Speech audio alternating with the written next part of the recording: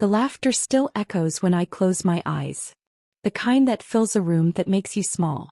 It was a warm evening, candles flickering against the polished oak of my parents' dining table. 25 faces, family, friends, distant relatives, all turned toward my father as he lifted his wine glass and said, "So, Lily's still playing with her little business idea?" The laughter came instantly. Loud. Familiar. I sat there, a smile frozen on my face, the same one I'd worn every time he'd dismissed me since I was old enough to dream. My brother Ethan didn't laugh. His jaw tightened, his hand twitched under the table. But he said nothing. "My name is Lily Carter. And from wherever you're watching this, stay with me. Have you ever been laughed at by the people you love the most, and realized they didn't even mean to be cruel?" That night I learned silence cuts deeper than words. I looked around the table, every smirk and giggle reflected in the wine glasses. My mom avoided my eyes. My aunt whispered something about cute hobbies. My dad chuckled, "Don't take it personally, Lil. It's just a joke." But it wasn't. It was the story of my life, told again at my expense. I swallowed the humiliation like I'd swallowed 1,000 others. And I decided right then, no argument, no tears. Just action. When the dinner ended, I hugged everyone goodbye. My dad patted my shoulder like he'd done something loving. I smiled back like it didn't hurt. But the second I got in my car, I let my hand tremble over the steering wheel. The city lights blurred through my windshield, my reflection fractured in glass. "Playing," I whispered to myself. "Let's see how much of a game this really is." That night I opened my laptop. The same one I'd bought secondhand for $400, the one he said was a waste of time. I registered my company name. I stayed up until sunrise sketching the first real blueprint of my brand. They thought the dinner ended at 9. But for me, that was where everything began. And they would never laugh again. Morning light spilled through my blinds, washing over the half-empty coffee cups and notebook pages covering my desk. My mind buzzed louder than the city outside. I hadn't slept, I didn't need to. Something in me had shifted that night. The joke still echoed in my head. Playing with her little business. No one knew that little business had already made its first $700 from custom designs I'd been selling quietly online. But that wasn't the point anymore. This wasn't about proving success. It was about reclaiming my voice. I spent the next months building in silence. Every sunrise was a deadline, every night a promise. I'd finish my day job at the boutique at 6 p.m., grab a quick sandwich and dive into product testing until 3 in the morning. My brother Ethan would call sometimes. "You still up working?" "Yeah," I'd whisper, my eyes burning from the screen. He'd sigh. "You know Dad doesn't mean it. He's just old school." Old school. That's what they called it when someone crushed your dreams with a smile. I didn't tell Ethan that I'd sold half my wardrobe to fund a small batch of inventory. I didn't tell him about the nights my hands shook from exhaustion or the days I skipped meals to save shipping costs. I told no one. By summer, my apartment looked like a warehouse. Boxes stacked to the ceiling, labels and mock-ups scattered across every surface. It smelled like glue, paper, and hope. Then came the text from my mom. "Dinner this weekend. We're announcing Ethan's engagement. Don't be late." I froze. Engagement. The golden child's next milestone. The one who never got laughed at. I smiled at the screen. "Wouldn't miss it," I typed back. But in that moment, a wild idea began to bloom. What if I didn't just show up this time? What if I arrived? I opened my planner and circled the date, June 10th. Ethan's engagement dinner. My launch date. For once, I wouldn't be part of the audience. I'd be the headline. That night, I placed the final bulk order. Every dollar I'd saved poured into one last shipment. My heart pounded as I hit confirm. If it failed, I'd lose everything. But if it worked, then maybe, just maybe, they'd finally see me. June 10th arrived like thunder disguised as sunlight. The morning air was warm, heavy with summer, the kind that sticks to your skin and whispers today matters. I stood in my small studio apartment, surrounded by boxes stamped with my logo, Luna and Ivy, a name I'd chosen at 2 a.m. weeks ago, when I realized I was done waiting for validation. The candles, the skincare, the handmade scents. All mine. Every product carried the same thing I'd been missing from my family my whole life. Care. My launch post sat in drafts. Caption: to everyone who ever laughed, thank you. You taught me resilience. It was simple. Powerful. A quiet rebellion wrapped in elegance. At 5 p.m. the family group chat lit up. Dinner starts at 7. Don't wear black, Lily. It's a celebration. Dad, hope you've got something to toast with, kiddo. Ethan's big night. I almost laughed. I do, Dad, I thought. Just not for the same reason. By 6:30 I was dressed. White silk blouse, soft gold earrings, and the kind of calm that comes right before a storm. My phone buzzed nonstop with pre-orders waiting to go live. I whispered to myself, let them laugh. And at 7 o'clock sharp, just as I stepped out of my car in front of the restaurant, I hit launch. Notifications flooded in like rain. Pings, emails, messages. My phone vibrated so hard I had to mute it. Within minutes, the first 100 units sold out. I didn't even make it past the appetizer before Ethan leaned in and asked, "You okay? You're glowing." I smiled. Just a good day at work. Then Dad raised his glass, eyes glinting under the chandeliers. To Ethan and Claire, may your love be prosperous and full. The crowd cheered. Champagne poured. My phone buzzed again. 500 orders. Sold out. And as they toasted my brother's future, I toasted my own. Quietly. With water. Alone. But when I looked across the table, Ethan caught my gaze. He mouthed, "You did something, didn't you?" I just smiled. Because that night, the same people who once laughed at me were too busy clapping for someone else. Unaware that my name was already spreading across the internet. By midnight, influencers had reposted my brand. Orders tripled. My website crashed. And while the restaurant emptied and my dad helped my brother with his coat, I walked out into the night air, free, electric, unstoppable. They would find out soon enough. And when they did, the laughter would sound very different. By morning, my apartment looked like a battlefield of success. Empty coffee mugs, sticky notes, and a phone that wouldn't stop vibrating. 12,000 visitors. 3,200 orders. In one night, my inbox overflowed with messages from boutiques, influencers, and even a small magazine that wanted to feature the overnight sensation Luna and Ivy. Overnight. They had no idea what those nights had really cost me. I scrolled through the comments, heart racing. Finally, a brand that feels personal. Who is this Lily Carter? Obsessed. This packaging is insane. I smiled, not the polite dinner table smile I'd worn all my life. A real one. The kind that starts deep inside your ribs and works its way to your eyes. But then my phone buzzed again. Dad, you around? Me, yeah. Dad, can you stop by the house today? Your mom wants to talk. No congratulations. No emoji. Just obligation. I hesitated. They must have seen it. The posts were everywhere. Facebook, Instagram, even local news had picked it up. So I went. The house smelled the same, lemon polish, money, and memories I'd rather forget. Mom hugged me too tight, like she was trying to rewrite the last few years in one gesture. Dad sat at the table, the same one where he made the joke. Only this time no audience.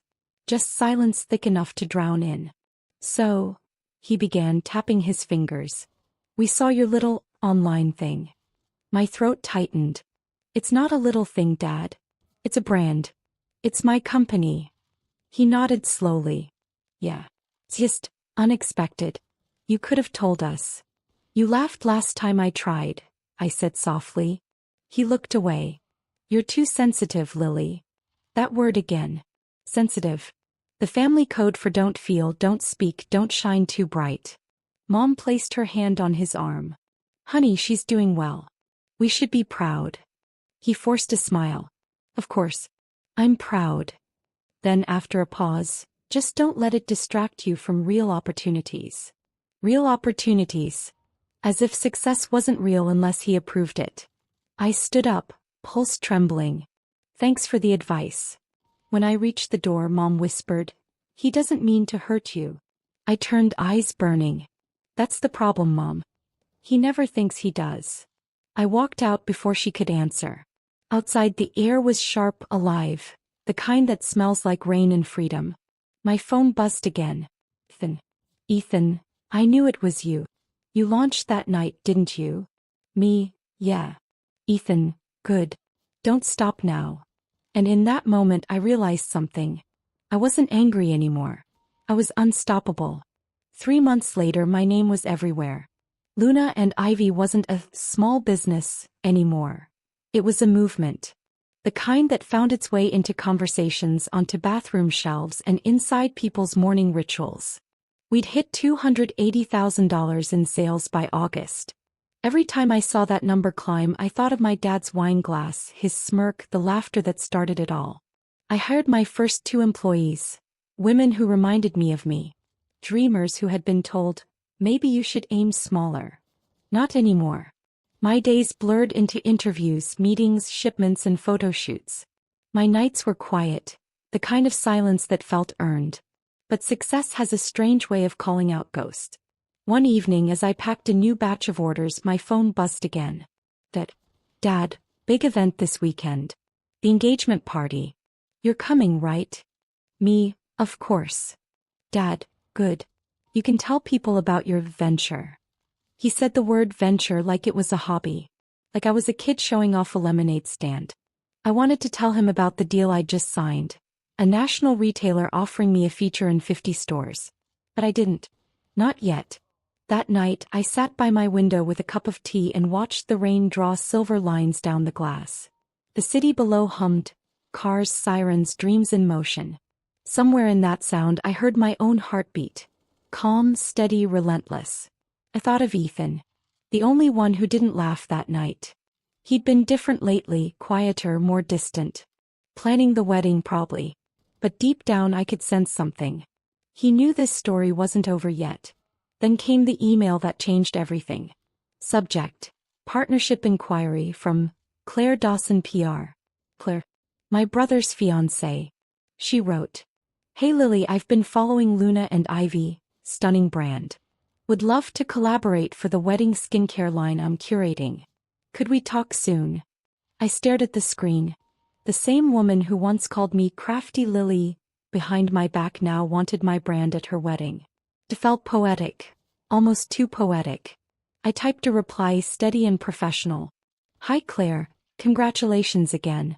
I'd love to discuss collaboration options. Let's meet after the engagement party. And then I smiled. Because this wasn't just business anymore. This was alignment. Fate. Closure. Delivered in gold packaging and scented candles. The dinner had started it.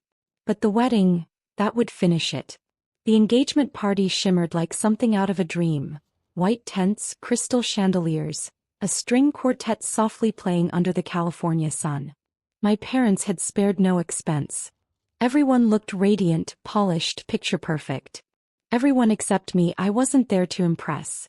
I was there to witness. I wore a sleek black jumpsuit. No frills, no apology. Just quiet power. As I stepped through the garden archway, heads turned. Some in surprise, some in calculation. I heard whispers. That's Lily, the one with the brand? She's doing well now, right? The words floated around me like confetti. Ethan greeted me with a hug that actually felt real. You look confident, he said. Thanks, I replied. I'm finally earning my seat at this table. Claire glided toward me next. Perfect hair, perfect smile. Lily, I'm so glad you came.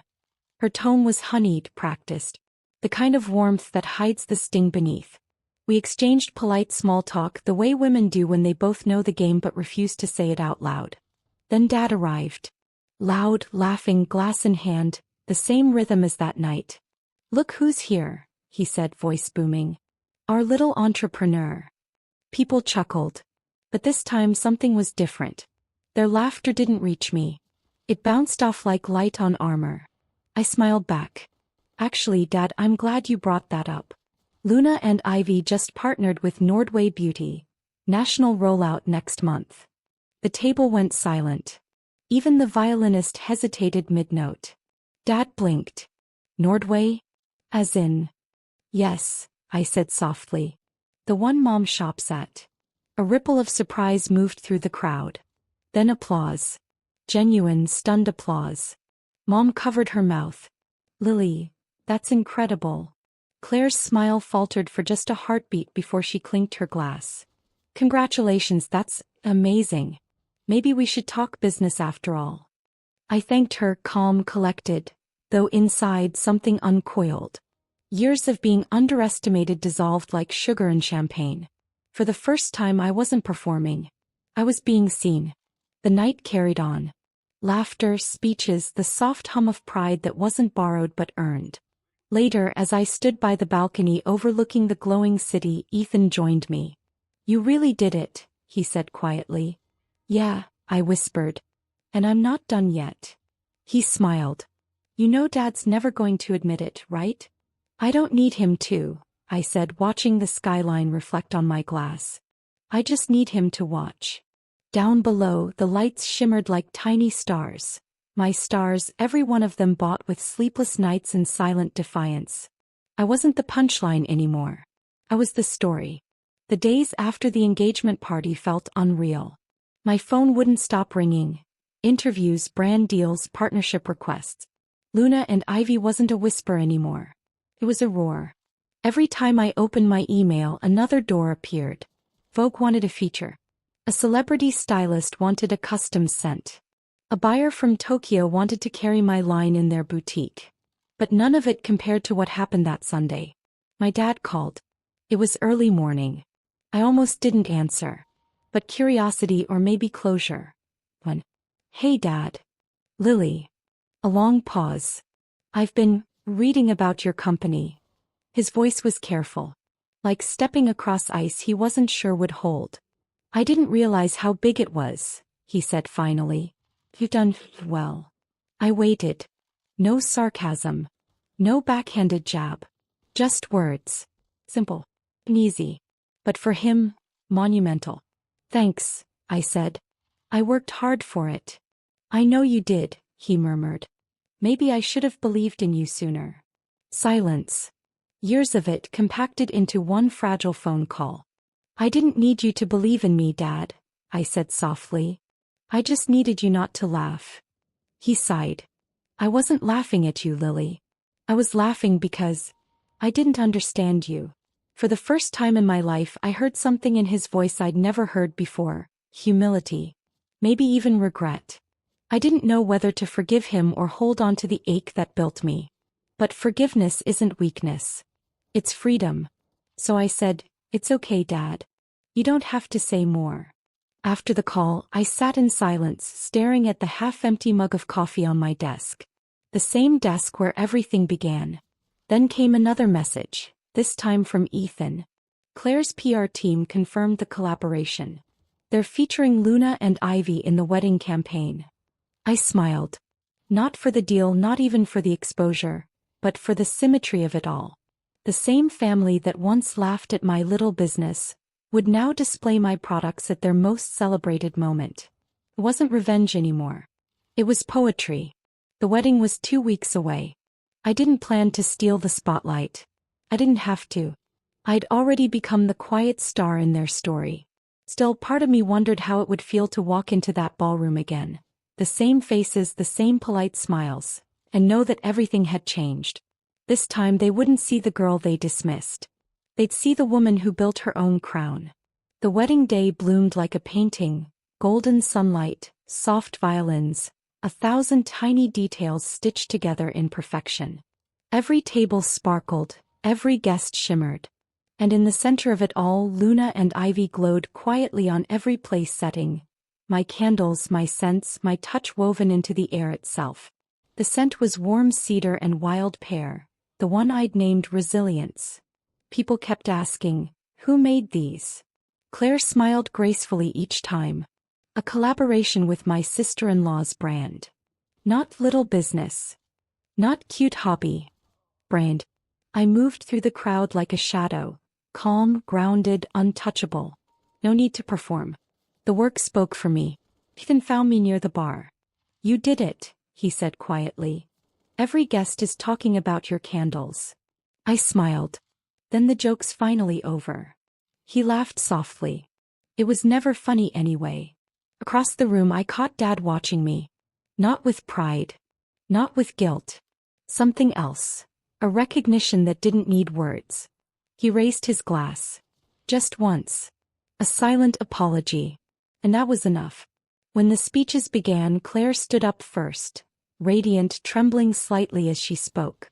"I want to thank the people who made this day beautiful," she said. "Especially Lily, whose art gave this space its soul." Gasps, applause.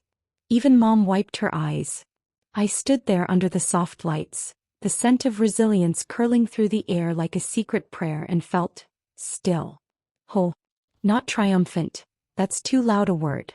Peaceful. Quiet. Steady. I thought back to that first dinner. The laughter. The ache in my chest. The silence I swallowed instead of speaking. And I realized the pain had never been wasted. It had been recycled into purpose. Into creation. My father's mockery became my momentum. Their doubt became my discipline. Their laughter became my launch. When the music swelled and Ethan and Claire shared their first dance, I stepped outside for a moment. The night air cool and clean against my skin. The moon hung high over the vineyard, silver and soft, and I whispered to it, not out of anger but gratitude. "Thank you for laughing," I said quietly. "You gave me everything." A notification pinged on my phone. Luna and Ivy, $1 million in total sales. I closed my eyes, breathed in the scent of cedar and pear, and smiled. Because the best revenge isn't destruction. It's creation that no one can deny. And in that moment I wasn't the daughter they doubted. I was the woman they couldn't ignore.